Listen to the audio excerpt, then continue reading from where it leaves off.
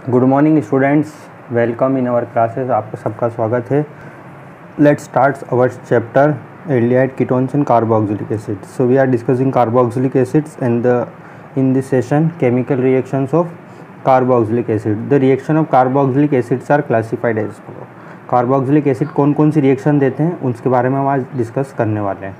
So reaction involving cleavage of oxygen and hydrogen bond, वो reaction जिसमें oxygen और hydrogen के बीच का बॉन्ड ब्रेक होगा। तो यहाँ पर आज हम ओनली एसिडिटी के बारे में डिस्कस करेंगे। ये बहुत बड़ा टॉपिक है और बहुत ही इंपॉर्टेंट टॉपिक है, सिर्फ इसी के बारे में डिस्कशन होगा। ये एक उसके बाद नेक्स्ट रिएक्शन डिस्कस करेंगे।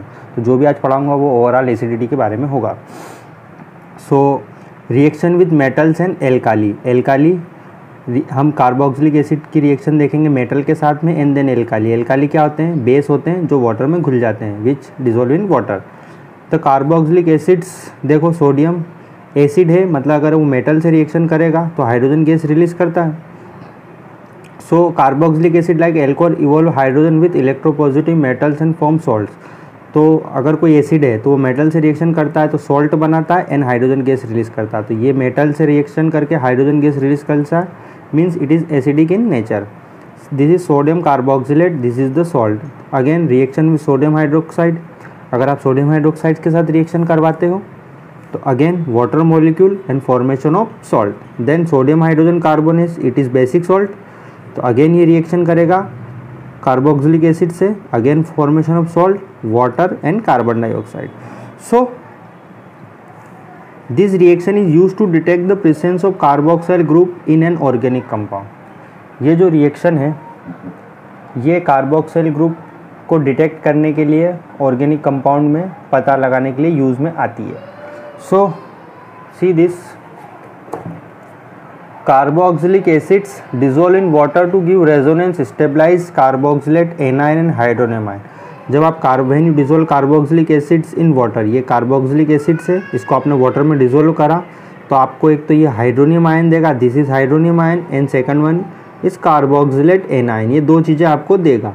दिस इज कार्बोक्सिलेट एनायन, ये यहाँ से ऑक्सीजन और हाइड्रोजन के बीच का बॉन्ड ब्रेक होगा तो ये H+ चला जाएगा और इस ऑक्सीजन के ऊपर नेगेटिव चार्ज आ जाएगा, ये नेगेटिव चार्ज। देन इसमें रेजोनेंस होगा, ये दो इलेक्ट्रॉन इस कार्बन यहाँ पे इस बॉन्ड के पास शिफ्ट करेंगे, यहाँ डबल बॉन्ड बन जाएगा। एंड ये जो डबल बॉन्ड वाला इलेक्ट्रॉन है ये इस ऑक्सीजन के ऊपर नेगेटिव चार्ज आएगा, तो यहाँ नेगेटिव चार्ज और यहाँ डबल बॉन्ड, अगेन ये इलेक्ट्रॉन इस तरफ शिफ्ट और ये दो इलेक्ट्रॉन इस ऑक्सीजन के पास। And this is resonance hybrid, जहाँ जहाँ इलेक्ट्रॉन मूव करते हैं वहाँ हम डॉट लगाते हैं एंड दिस नेगेटिव चार्ज। तो ये रेजोनेंस स्टेबलाइज्ड है। ओके, नेक्स्ट है हम एसिडिटी के बारे में डिस्कस कर रहे हैं। तो एसिडिटी के बारे में जब डिस्कस करते हैं तो एसिड स्ट्रॉन्ग है या वीक, इसका पता हम कैसे लगाएं? तो अगर एसिड देखो एसिड स्ट्रॉन्ग है या वीक, इसका पता लगाने के लिए हम इक्विलिब्रियम कांस्टेंट का वैल्यू का सहारा लेते हैं। देखो RCOH प्लस वाटर, ये वाटर में डिजोल्व करा तो ये आपको कार्बोक्सिलेट एनायन देगा एंड देन हाइड्रोनियम आयन। सो हम इसका इक्विलिब्रियम कांस्टेंट लिखेंगे, इन दोनों को हम इस तरह लिखेंगे, hydronium ion then carboxylate anion, and इन दोनों को हम इस तरह लिखेंगे water and RCOH। This is equilibrium constant. ये वाटर एक्सेस में होता है तो हम इसको एक्सेस वाली चीज़ को इस इक्विलिब्रियम कांस्टेंट के साथ लिख देंगे, इसको लिखने की जरूरत नहीं है, जो लिक्विड है। This is hydronium ion concentration, this is acetate and this is final. So equilibrium constant and K is the dissociation constant. तो अब हम एसिड स्ट्रॉन्ग है या वीक है इसका पता लगाने के लिए हम क्या करते हैं? जनरली हम pK वैल्यू का यूज़ करते हैं। pK फॉर्मूला क्या होता है? pK is equal to minus log of K, means if acid is strong और वीक, अगर वो स्ट्रॉन्ग है या वीक इसका पता हम pK वैल्यू से लगाते हैं। अब देखो pK वैल्यू कितनी होती है? अगर pK वैल्यू कम है मतलब वो एसिड स्ट्रॉन्ग है, pK वैल्यू ज़्यादा है मतलब वो एसिड वीक है। तो देखो pK वैल्यू हाइड्रोक्लोरिक एसिड की कितनी होती है? दिस इज मिनरल एसिड, ये मिनरल एसिड होता है HCl, इसकी वैल्यू होती है -7 मतलब बहुत छोटी वैल्यू है, छोटी value means stronger acid. Where as pK of trifluoroacetic acid, trifluoroacetic acid क्या होता है? सबसे स्ट्रॉन्गेस्ट कार्बोक्सिलिक एसिड होता है। उसके बाद benzoic acid and acetic acid. देखो ट्राइफ्लोरोएसिटिक एसिड की value 0.23, benzoic acid 4.19 and acetic acid 4.76। तो मैंने बताया जितनी छोटी pK वैल्यू होगी उतना स्ट्रॉन्गर एसिड होगा। तो smaller the pK stronger the acid, the better it is a proton donor. Acid क्या होते हैं? प्रोटॉन डोनर होते हैं। सो स्ट्रॉन्ग एसिड है pK वैल्यू लेस देन 1, जो अगर एसिड स्ट्रॉन्ग है तो उसकी pK वैल्यू लेस देन 1 होगी। The acid with pK value between 1 and 5, अगर एसिड की पीके वैल्यू 1 और 5 के बीच में है तो मॉडरेटली स्ट्रॉन्गर एसिड होगा। वीक एसिड्स है पीके वैल्यू बिटवीन 5 एंड 15। अगर कमज़ोर एसिड होता है तो उसकी पीके वैल्यू मॉडरेटली स्ट्रॉन्गर और वीक एसिड इनकी वैल्यू कितनी 15 और 5 और 15 के बीच में होती है। वीक एसिड है तो 5 और 15 के बीच में उसकी पीके वैल्यू होगी, एंड एक्सट्रीमली बहुत ही कमज़ोर एसिड है तो ग्रेटर देन 15 होगी। ठीक है। So carboxylic acids are weaker than mineral acid. Carboxylic acids जो होते हैं वीक एसिड होते हैं मिनरल एसिड से, but they are stronger acid than alcohol. ये मिनरल एसिड से तो वीक होते हैं, बट एल्कोहल से और फिनॉल से, इन दोनों से स्ट्रॉन्ग एसिड होते हैं। क्यों? In fact carboxylic acids are amongst the most acidic organic compound you have studied so far. आपने जितने भी एसिड पढ़े उन सब में स्ट्रॉन्गर एसिड होता है आपका कार्बोक्सिलिक एसिड्स। सो क्यों होता है? फिनॉल और कार्बोक्सिलिक एसिड का कंपैरिजन करते हैं। फिनॉल से ज़्यादा कार्बोक्सिलिक एसिड क्यों है स्ट्रॉन्ग, इसका रीज़न पता करते हैं। Let's see. देखो ये है फिनॉल। जब एसिड होता है तो H+ डोनेट करता है, तो H+ डोनेट करेगा ये H+ और ये कन्वर्ट हो जाएगा फिनॉक्साइड आयन में। यहाँ पे ऑक्सीजन के ऊपर नेगेटिव चार्ज, इसको बोलते हैं फिनॉक्साइड आयन। तो एसिड से बनता है कॉन्जुगेट बेस। तो ये जो कॉन्जुगेट बेस है, ये जो फिनॉक्साइड आयन है, ये जितना स्टेबल होगा एसिड उतना ही स्ट्रॉन्गर होगा। मतलब ये जो कॉन्जुगेट बेस जितना ज़्यादा स्ट्रॉन्ग होता है एसिड उतना ही ज़्यादा स्ट्रॉन्ग होगा। ये जितना ज़्यादा स्टेबल होगा कॉन्जुगेट बेस, एसिड उतना ही स्ट्रॉन्ग होगा। ये पॉइंट दिमाग में बिठा लो। अब ये स्टेबल कैसे है? So this phenoxide ion is stabilised by resonance. ये जो फिनॉक्साइड आयन है it is stabilised by resonance. Resonance की वजह से ये स्टेबल है। तो ये आप रेजोनेंस देखो इसका, ये पहले भी हम देख चुके हैं एल्कोहल फिनॉल वाले में। सी दिस, यहाँ पर ऑक्सीजन के ऊपर नेगेटिव चार्ज है, एक बार फिर रेजोनेंस होगा तो यहाँ नेगेटिव चार्ज आएगा, ये नेगेटिव चार्ज, देन फिर यहाँ इस पोजीशन पे, देन दिस पोजीशन। तो नेगेटिव चार्ज देखो एक बार ऑक्सीजन के ऊपर है, फिर इधर कार्बन के ऊपर है, यहाँ कार्बन के ऊपर है, यहाँ कार्बन के ऊपर है। तो यहाँ पे ये इसके 5 रेजोनेटिंग स्ट्रक्चर बनेंगे। तो इन रेजोनेंस की वजह से ये जो कॉन्जुगेट बेस है ये स्टेबल होगा। कॉन्जुगेट बेस स्टेबल है मतलब वो एसिड स्ट्रॉन्ग है। ठीक है। सो अब यहाँ पर आप देखो, अब हम कार्बोक्सिलेट एनायन की स्टेबिलिटी देखते हैं। दिस इज एसिड, एसिड है मतलब H+ डोनेट कर देगा, H+ डोनेट करके कार्बोक्सिलेट आयन बनाएगा, एंड दिस कार्बोक्सिलेट आयन ये जो इसको ये है कॉन्जुगेट बेस। तो कॉन्जुगेट बेस की स्टेबिलिटी चेक करते हैं। तो यहाँ पर देखो ये कॉन्जुगेट बेस है, ये रेजोनेंस होगा, ये 2 इलेक्ट्रॉन इस तरफ शिफ्ट करेंगे, ये नेगेटिव चार्ज आएगा तो, और ये 2 इलेक्ट्रॉन दिस टाइप शिफ्ट होंगे, फिर ये वापस अगेन यहाँ पे इस तरफ शिफ्ट होंगे और ये 2 इलेक्ट्रॉन इस तरह से रेजोनेंस चलता रहेगा। ओके। अब ये जो फिनॉक्साइड आयन है, phenoxide ion and carboxylate ion, तो मैंने बताया कॉन्जुगेट बेस अगर स्ट्रॉन्ग है तो वो एसिड भी स्ट्रॉन्ग है। तो इन दोनों में कौन ज़्यादा स्टेबल है? देखो कार्बोक्सिलेट एनायन और फिनॉक्साइड आयन, इन दोनों में ज़्यादा स्टेबल कौन है? कार्बोक्सिलेट एनायन ज़्यादा स्टेबल है। तो जितना ज़्यादा स्टेबल कॉन्जुगेट बेस होगा एसिड उतना ही स्ट्रॉन्ग होगा। ओके।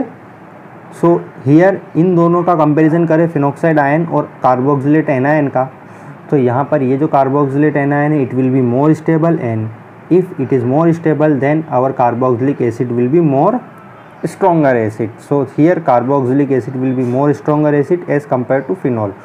अब कार्बोक्सिलेट एनायन और फिनॉक्साइड आयन इन दोनों में ये ज़्यादा स्टेबल क्यों है, इसका रीज़न हमको समझना है। हमने देखा कि जितने ज़्यादा रेजोनेटिंग स्ट्रक्चर होते हैं वो उतना स्टेबल होता है। यहाँ पर तो 5 रेजोनेटिंग स्ट्रक्चर है, एक और है वो मैंने ड्रॉ नहीं किया, आप देख लेना उसको। Okay.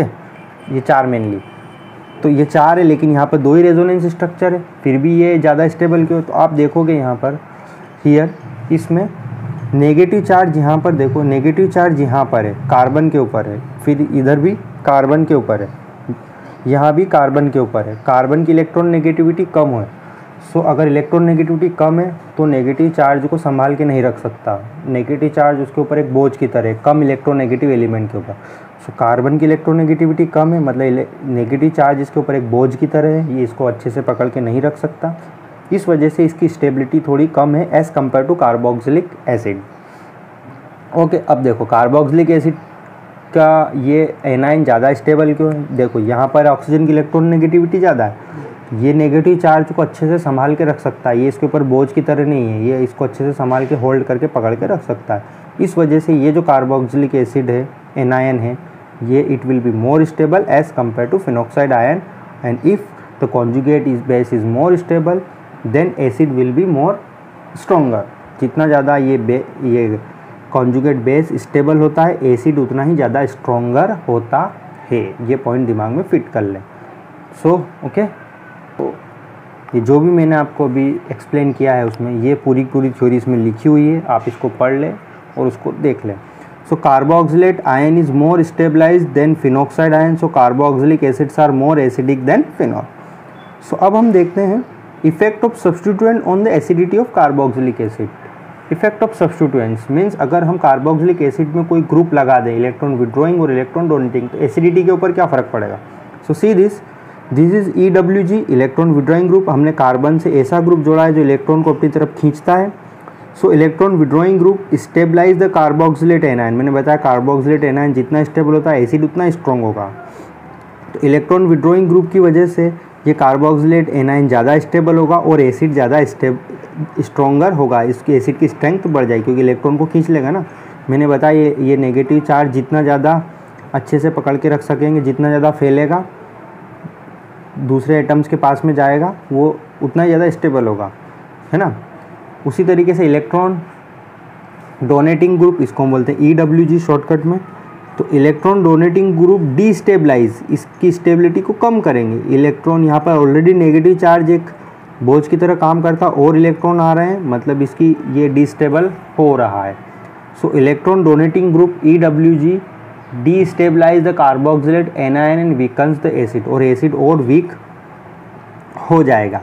Okay, so electron withdrawing group stable the carboxylate anion and strengthen the acid, and electron donating group destabilize the carboxylate anion and weakens the acid. Okay, अब कौन कौन से ग्रुप हैं जो जिसकी वजह से एसिडिटी, किस ग्रुप में एसिडिटी ज़्यादा होगी, किस ग्रुप में एसिडिटी कम होगी, उसका ऑर्डर आपको पहचानना है। तो देखो, ये देखो CF3, अगर आपने कार्बोक्सिलिक एसिड के साथ में CF3 लगाया तो ये सबसे स्ट्रॉन्गर इलेक्ट्रॉन विड्रॉइंग होता है, और स्ट्रॉन्गर इलेक्ट्रॉन विड्रॉइंग होगा मतलब ये एसिड को ज़्यादा स्ट्रॉन्ग बनाएगा, इसको एनायन को स्टेबल करेगा। तो this is the order, CF3 the strongest electron withdrawing group, then NO2, then CN, fluorine, chlorine, bromine, iodine and this phenyl group, PH for phenyl. So ये ऑर्डर आपको दे रखा है, this order it is most important, बहुत important है। ये acidity से related एक ना एक क्वेश्चन एग्जाम में आएगा। सो देखो, the following acids are arrange in order of increasing acidity based on pK value. तो इंक्रीजिंग एसिडिटी देखो COOH, सी दिस COOH, इस COOH के साथ 3 CF3 ग्रुप लगे, मतलब इलेक्ट्रॉन विड्रॉ करेंगे। Electron withdrawing group increase the acidity को बढ़ाएंगे, तो सबसे ज़्यादा CF3 स्ट्रॉन्गर होता है, then CCl3, then CHCl2, 2 chlorine group ज़्यादा स्ट्रॉन्गर होंगे एज़ कम्पेयर टू एक सिंगल NO2 ग्रुप से, ठीक है। देन NO2 ग्रुप से कमज़ोर कौन सा होता है, CN ग्रुप, मतलब ये सबसे स्ट्रॉन्ग एसिड है, फिर उससे थोड़ा वीक, फिर थोड़ा वीक, फिर थोड़ा वीक, फिर साइनाइड, उसके बाद COOH एंड देन फ्लोरीन। देखो COOH, this COOH and F, ये जो कार्बोनाइल ग्रुप है, और इस फ्लोरीन, इनके बीच में CH2 है। तो जब कार्बन और फ्लोरीन के बीच में ये ग्रुप आ गया, मतलब डिस्टेंस बढ़ गया, डिस्टेंस बढ़ने से एसिडिक स्ट्रेंथ कमज़ोर होगी, इलेक्ट्रॉन विड्रॉइंग ग्रुप कमज़ोर हो जाता है, उसका इंडक्टिव इफेक्ट कम लगता है। तो फ्लोरीन तो स्ट्रॉन्गर है ही सही, फिर उससे कमज़ोर थोड़ा क्लोरीन होता है, क्लोरीन CH2, क्लोरीन और CO के बीच में ये CH2 है, मतलब ये थोड़ा वीक है। फिर ब्रोमीन तो और कमज़ोर रहेगा, इसकी एसिडिटी कम होगी। देन फॉर्मिक एसिड, देखो अब पहले एक CH2 ग्रुप था, अब 2 CH2 ग्रुप की वजह से ये और वीक हो जाएगा, एसिडिक स्ट्रेंथ कम होती जा रही है। देन क्लोरीन से के कंपैरिजन में फिनाइल और कमज़ोर होता है, फिनाइल ग्रुप का इलेक्ट्रॉन विड्रॉइंग ग्रुप और वीक होता है। देन फिनाइल और COOH के ग्रुप के बीच में अगर एक CH2 आ गया तो ये और वीक रहेगा, ठीक है। देन एसिटिक एसिड, यहाँ पर कोई इलेक्ट्रॉन विड्रॉइंग ग्रुप नहीं लगा, even it is a electron donating group, CH3 group it is a electron donating group. ये इलेक्ट्रॉन डोनेट करेगा मतलब एनायन कार्बोक्सिलेट एनायन को डिस्टेबल करेगा और एसिड को कमज़ोर करेगा, ठीक है। ये मिथाइल ग्रुप है, इथाइल ग्रुप और भी इलेक्ट्रॉन डोनेटिंग ग्रुप होता है, तो ये सबसे वीकर एसिड कहलाएगा। ये ऑर्डर बहुत ही इंपॉर्टेंट है, ये आपको याद रखना है। There is one question will be asked in your question related to acidity. अब एसिडिटी के बारे में और बात करते हैं।